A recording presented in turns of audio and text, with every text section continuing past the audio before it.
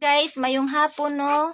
Shout out day ko sa merkado sa San Miguel, Bohol.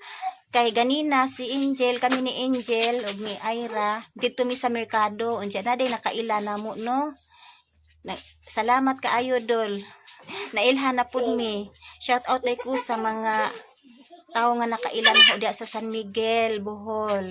Diya sa merkado sa Sininaan. Wa jud ko makaila-ilas imong pangan ganina dol kay murag kuratan ko ba nga naa na po'y nakaila na mo dito murag ako'y nauwaw mo tong ning labay ra jud ko wa ko magdugay og istorya nakalimot ko kanang pangutanas imong pangan unsa igo ra jud siya niingon mga ka-idol nga magpa-shout out siya wa ko makapa-picture.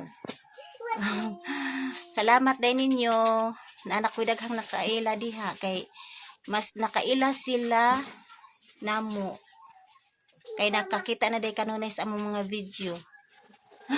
Ang isa na ka anak o naghinuktok kuag luto kay nagpakaon siyang anak ang apo.